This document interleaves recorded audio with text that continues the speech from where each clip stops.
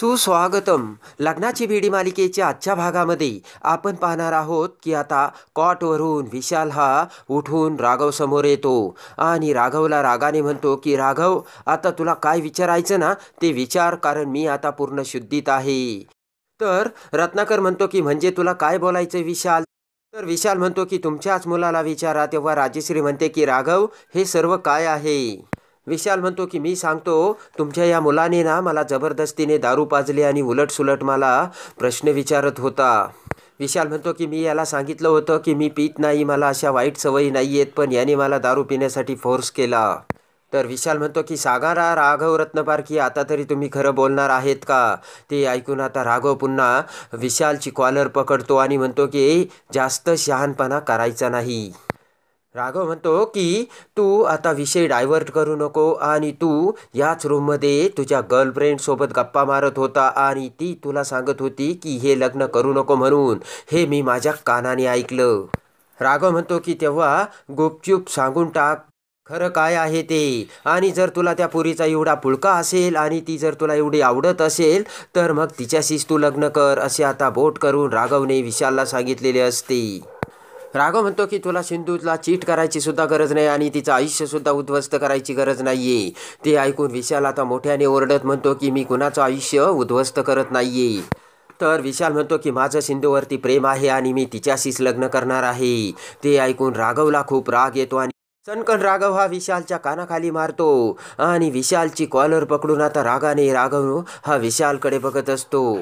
इकडे आयुष आणि अन्वी आता विशालच्या गर्लफ्रेंडला म्हणजे काजलला शोधत असतात. तर शोधून झाल्यावरती अन्वी म्हणते की मी आता वर जाऊन शोधते, आयुष तू आता स्टोर रूममध्ये जाऊन त्या गर्लफ्रेंडला शोध. तर आता आयुष तेथून निघून जातो. तर आता इकडे सिंधू म्हणते की राघव, अहो काय करताय, बस झालं आता. तर बोट करत राघव म्हणतो की हा माणूस तुला चीट करतोय सिंधू, तेव्हा मी कसं कंट्रोल करायचं ते तू मलाच सांग. राघव म्हणतो की सिंधू, उद्या जर तुझ्या लग्नात काही प्रॉब्लेम झाला तर कोण जबाबदारी घेणार आहात? ही सर्व लोक काय तुझी ही जबाबदारी घेणार का? तर आता ते ऐकून विशालची आई म्हणते की विशाल, बस झाला आता, खूप तमाशा झाला आणि मला आता ही सहन होत नाहीये, चल आता आपण निघूया. तेव्हा हात जोडून विशाल म्हणतो की आई, आता तू तरी पुढे काही बोलू नकोस, थांब जरा. तर आता इकडे विशाल म्हणतो की आता तू हे जे काही घडवलंय ना आणि जे काही मला ऐकवलं ना त्याचा एक तरी तुझ्याकडे पुरावा आहे का राघव? तेव्हा राघव म्हणतो की पुरावा मी स्वतः आहे आणि मी माझ्या स्वतःच्या कानाने हे ऐकलंय. तर आता राघव विशालच्या आईला म्हणतो की तुम्हाला जायचं ना तर तुम्ही आत्ता निघा, आणि चुटकी वाजवत आता राघव विशालला म्हणतो की तुला मी एक सांगतो, सिंधू आणि तुझं लग्न होणार नाहीये. इकडे आता अन्वी आणि आयुषने सर्व रूम्स पालथ्या घातलेल्या असतात, पण विशालची गर्लफ्रेंड त्यांना भेटत नसते आणि दोघेही दरवाजात आलेले असतात. तेवढ्यात आता समोरून काजल तिथे येताना अन्वी आणि आयुषला दिसते. लगेचच अन्वी म्हणते की तुम्ही आत्ता आलात आणि तुम्ही संगीताच्या कार्यक्रमामध्ये नव्हता? तर आता मान खाली घालता काजल म्हणते की नाही नाही, मी आत्ता आले. तर आयुष म्हणतो की मग तुम्ही बाहेर काय करत होता आणि कुठे होतात? आयुष म्हणतो की मग तुम्ही बाहेर काय करत होतात? तर अन्वी आता काजलला म्हणते की तुमच्या त्या शुगर कोटिंग विशालला घरी घेऊन जा, कारण लग्न कॅन्सल झालंय. तेव्हा काजल म्हणते की काय बोलताय? तर अन्वी म्हणते की हो, आणि आयुषला घेऊन अन्वी तेथून निघून जाते. तेव्हा काजल विचार करते की बरं झालं यांना माझ्यावरती संशय आला नाही. तर आता काजल विचार करते की ही अन्वी काय म्हणाली की आता विशालचं लग्न होणार नाही म्हणजे मला आता काळजी करण्याचं काहीच कारण नाही, असे म्हणत आता काजल खूप खुश झालेली असते आणि हसत असते. तर आता इकडे काजल विचार करते की जर हे लग्न झालं नाही तर विशालचा इगो हर्ट होईल आणि मग त्याला राग येईल, आणि जर तो चिडला तर त्याने माझ्याशी लग्न मोडलं तर. इकडे आता राघव सर्वांना सांगतो की तुम्ही सर्वांनी लक्षात घ्या, आता विशाल आणि सिंधूचं लग्न होणार नाहीये. तर आता रत्नाकर म्हणतो की राघव, आपण जो काही निर्णय घ्यायचा ना तो एकदम शांत चित्ताने घेऊ. तेव्हा राघव म्हणतो की बाबा, निर्णय झालाय.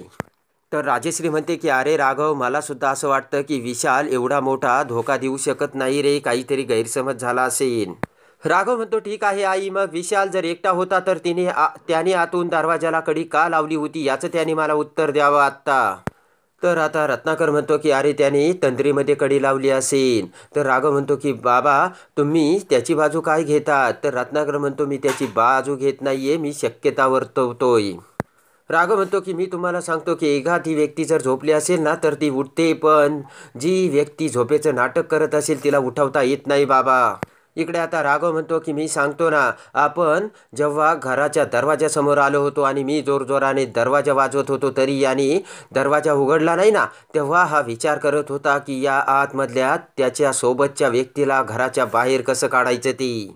राघव म्हणतो की यांनी त्यासाठीचा सर्व वेळ घेतला. तर विशाल म्हणतो की राघव माझं ऐक, बी फ्रेंड, आणि असं काहीच नाही आहे. तर विशालची आई म्हणते की विशाल आता खूप झालं, आता इथे थांबायची काही गरज नाही आहे आणि हा राघव तुझ्या अपमानावरती अपमान करतोय, हे मला आता अजिबात सहन होत नाही आहे. तर विशालची आई म्हणते की एक लक्षात घ्या राजश्रीताई, तुमच्या मुलाने फक्त आमचा अपमान केला नाही तर आमच्या संपूर्ण कुटुंबाचा अपमान केला आहे. तर आता इकडे विशाल म्हणतो की राघव, अरे तुझा खरंच खूप मोठा गैरसमज होतोय. तर आता तेवढ्यात अन्वी आणि आयुष तिथे येतात. तर अन्वी राघवला म्हणते की राघव मामा, अरे आम्ही खूप शोधलं पण ती कुठेच दिसत नाहीये. तर आता रत्नाकर म्हणतो की राघव आता जे झालं ना ते आपण सोडून देऊ. तर आता विशालची आई म्हणते की सिंधू, तुला राघववरती जास्त विश्वास आहे ना, म्हणून तू मगाशी त्याच्या बाजूने बोलली.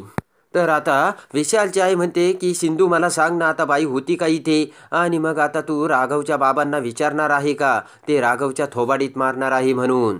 तर विशाल म्हणतो की आई तू काय बोलतेस, हे सर्व गैरसमजामुळे घडलंय आणि सिंधूचा यामध्ये काहीच दोष नाहीये. विशाल म्हणतो की सिंधूला तू काही बोलू नकोस आई, आणि राघवसुद्धा मला मित्रासारखाच आहे. लगेच हात जोडून विशाल म्हणतो की आता माझी सगळ्यांना कळकळीची विनंती आहे की प्लीज आपण आता इथेच थांबूयात. इकडे आता राघव आणि सर्वजण हॉलमध्ये जमलेले असतात. तर आता राघव विचार करतो की हा विशाल खूप स्मार्ट आहे आणि याला आता घरासमोर म्हणजे घरच्यांच्या समोर एक्सपोज करावाच लागेल, पण ते आता कसं करायचं असा आता राघव विचार करू लागतो. विशाल म्हणतो की आता मला सगळ्यांना काहीतरी सांगायचंय आणि आता मी सिंधू बरोबर लग्न करू शकणार नाही. ते ऐकून आता सर्वांना मोठा धक्का बसतो. विशाल म्हणतो की माझ्या मनात कुणाविषयी फारसा राग नाही आणि मी कुणाचंही बोलणं फारसं मनावर घेत नाही. फक्त मी माझ्या आईच्या स्वाभिमानासाठी लग्नाला नकार देतोय असे आता विशाल सर्वांना सांगतो. तर आता लगेच विशाल म्हणतो की इथे माझ्या आईचा स्वाभिमान दुखावला गेलाय, तेव्हा प्लीज मी हे लग्न करू शकत नाही. आणि विशाल आता सिंधूला हात जोडत म्हणतो की सिंधू प्लीज मला माफ कर. इकडे आता मधू विचार करते की राघवने हे लग्न मोडलं तेव्हा नक्कीच राघवच्या मनात काहीतरी शिजत असेल. तेव्हा राजश्री हात जोडत म्हणते की गौरीताई मी तुमची माफी मागते, आता तर साखरपुडा झालाय तेव्हा प्लीज हे लग्न मोडू नका. विशाल म्हणतो की नाही, तुम्ही माफी मागू नका, नातं हे विश्वासावर टिकतंय आणि पहिल्या दिवसापासून राघव माझ्यावरती अविश्वास दाखवतोय. आजपर्यंत त्याचं हे असलं वागणं मी सहन केलंय, आज तर त्याने माझ्यावरती हात उचलला. उद्या जर माझा संयम तुटला तर काय करायचं. विशाल म्हणतो की आमच्या दोघांमध्ये भांडणं पेटतील आणि याचा घरच्यांना त्रास होईल. विशाल म्हणतो की रागाच्या भरात आपण काय करतो ना ते आपल्यालाच कळत नाही, तेव्हा या भांडणात जर माझ्यामुळे किंवा याच्यामुळे सिंधूच्या घरच्यांना किंवा माझ्या घरच्यांना त्रास दिला तर ते मला सहन होणार नाही, असे आता नाटक करत विशाल हा सर्वांना सांगतो. विशाल म्हणतो की तेव्हा आपण इथेच थांबूयात, बस झालं आता. तर अन्वी म्हणते की मामी यात राघव मामाची काही चूक नाही, कारण त्याने विशालचा खरा चेहरा समोर आणलाय. अन्वी म्हणते की मागच्या 2 वेळी या विशालने आम्हाला ट्विट केलं आणि या वेळेस सुद्धा हा तेच करतोय. आताही विशाल आम्हाला लीड करतोय, पण विशाल तू वेट अँड वॉच करत राहा की आमची सुद्धा वेळ येईलच. तर ऋतुराज म्हणतो की अन्वी अगं तू गप्प बस ना. तर आता रत्नाकर म्हणतो की अन्वी विशाल आता हा विषय इथेच थांबवा. आणि लगेच रत्नाकर म्हणतो की गौरीताई राघवच्या वतीने मी तुमची माफी मागतो, तेव्हा मोठ्या मनाने त्याला माफ करा. रत्नाकर म्हणतो की त्याच्या चुकाची शिक्षा तुम्ही सिंधूला देऊ नका. तर विशालची आई म्हणते की अहो पण राघवला म्हणजे तुमच्या मुलालाच हे लग्न मान्य नाही ना. राजेश्री म्हणते की अहो गौरीताई, लहानांच्या चुका मोठ्याने नाही सुधरवून पोटात घालायच्या तर मग कोणी, तेव्हा आपण आता हे सगळं विसरून जाऊयात आणि नव्याने सुरुवात करूयात. तर मधू म्हणते की विशाल तुझं सिंधूवरती खूप प्रेम आहे ना. तर विशाल मान हलवतो. मधू म्हणते की मग प्लीज विशाल तू सिंधूसाठी राघवला माफ कर. विशाल म्हणतो की आता मी काय बोलू, आणि तुम्ही मला एवढा आग्रह करतात तर तुमच्या शब्दाखातर मी राघवला माफ करण्यासाठी तयार आहे. विशाल म्हणतो की अजूनही मी राघवला माझा मित्रच मानतो, पण तो मला मित्र मानत नाहीये आणि अजूनही त्याचा माझ्यावरती विश्वासच नाहीये. तर विशाल म्हणतो की म्हणूनच माझी एक अट आहे आणि ती अट तुम्ही सगळेजण मान्य करत असाल तर मी सिंधूशी लग्न करायला तयार आहे. तेव्हा सर्वांना मोठा धक्का बसलेला असतो आणि आता सिंधू सगट सर्वजण विशालची कोणती अट आहे हे याचा विचार करून आता विशालकडे बघत असतात. तर रत्नाकर म्हणतो की विशाल तुझी काय अट आहे. तेव्हा विशाल म्हणतो की राघवने सर्वांच्या समोर माझा अपमान केलाय, तेव्हा सर्वांच्या समोर राघवने माझी माफी मागावी. तर आता राग घेऊन राघव म्हणतो की तुझी माफी मागण्यापेक्षा तुझ्या सणकण दोन अजून कानाखाली मारल्या ना तर सगळं सत्य तू भडाभडा ओकशील. तेव्हा रत्नाकर म्हणतो की राघव अरे अजूनही रागावरती कंट्रोल ठेव. रत्नाकर म्हणतो की तुझ्या मनाचा आणि तुझ्या तो अधिकाराचा जर तू गैरवापर केलायस ना राघव तर तो मला आवडणार नाही, पण तू तसा नाहीये. तर राघव म्हणतो की बाबा कधी कधी अशा माणसांसाठी ना अधिकाराचा वापर करावा लागतो आणि असं वागावं लागतं.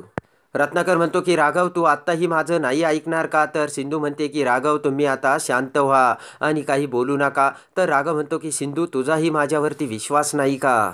तर राघव पुन्हा आता सिंधूला म्हणतो की सिंधू माझ्या एका प्रश्नाचं तू उत्तर दे, तुझा माझ्यावरती विश्वास आहे की नाही. तर सिंधू म्हणते की आहे. तेव्हा राघव म्हणतो की मग तो विश्वास तसाच असू दे सिंधू, कारण मी तुझ्या बाबतीत काहीही चुकीचं करत नाही किंवा चुकीचं ठरवतही नाही. राघव म्हणतो की मी अशा माणसासोबत तुझं कधीही लग्न होऊ देणार नाही आणि असं जर कुणी घडून आणलं तर घरच्या सर्वांना मी सांगतो की मी कुणालाही माफ करणार नाही आणि सोडणारही नाही. ते ऐकून आता सर्वांना मोठा धक्का बसलेला असतो. तर विशाल आणि मधूच्या पायाखालची जमीन सरकलेली असते आणि आता त्यांना काय बोलावे आणि काय नाही हे कळत नसतं, कारण आता सिंधूचं विशालसोबत लग्न लावू देणार नाही हे आता राघवने जाम ठरवलेले असते आणि त्याचा निर्णय सर्वांना सांगितलेला असतो. आणि आता सर्वजण हे राघवकडे बघत असतात. तर इकडे अन्वी आणि आयुष खूप खुश झालेले असतात. तर आता इकडे लगेचच सिंधू ही तिच्या बेडरूममध्ये येते आणि सिंधू पाठोपाठ राणीसुद्धा तिथे आलेली असते. तेव्हा राणी पुन्हा सिंधूला म्हणते की तू विशालशी लग्न करणार आहे की नाही. तेव्हा लगेच सिंधू राणीला सांगते की मी तुम्हाला लग्न करण्याचे प्रॉमिस केले होते, पण मी प्रॉपर याच माणसाची लग्न करेन असे मी तुम्हाला सांगितले नव्हते. तेव्हा तुम्ही एक गोष्ट लक्षात घ्या. सिंधू म्हणते की जर राघवला विशालच्या विरुद्ध पुरावे मिळाले नाही तर मी हे लग्न करेन, पण जर राघवला विशालच्या विरुद्ध पुरावे मिळाले तर मी हे लग्न करणार नाही असे आता सिंधूने मधूला ठणकावून सांगितलेले असते. तर आता बोट करत राणी म्हणते की सिंधू तू एक गोष्ट लक्षात ठेव, तू जर राघवला माझ्यापासून दूर करण्याचा प्रयत्न केला तर, असे म्हणत आता लगेच राणी ही सिंधूला मारण्यासाठी हात उचलते, पण मधूचा तोच हात आता सिंधूने आपल्या हातात धरलेला असतो. आणि सिंधू लगेच मधूला म्हणते की तुमची मी प्रत्येक गोष्ट ऐकते ना, म्हणून तुम्ही माझ्यावरती हात उगारण्याचा प्रयत्न करू नका असे म्हणत आता राघववरती विश्वास दाखवून आता सिंधूने पुन्हा मधूला भयानक सत्य सांगितलेले असते आणि मधूचा माज उतरवलेला असतो. तर आता पुन्हा एकदा राघववरती विश्वास ठेवून सिंधू ही राघव सत्य समोर आणून कसे राघवसोबत लग्न लावते हे बघण्यासाठी आणि लग्नाची बीडी मालिकेच्या डेली अपडेट्ससाठी आपल्या चॅनलला लाईक करा, सबस्क्राईब करा.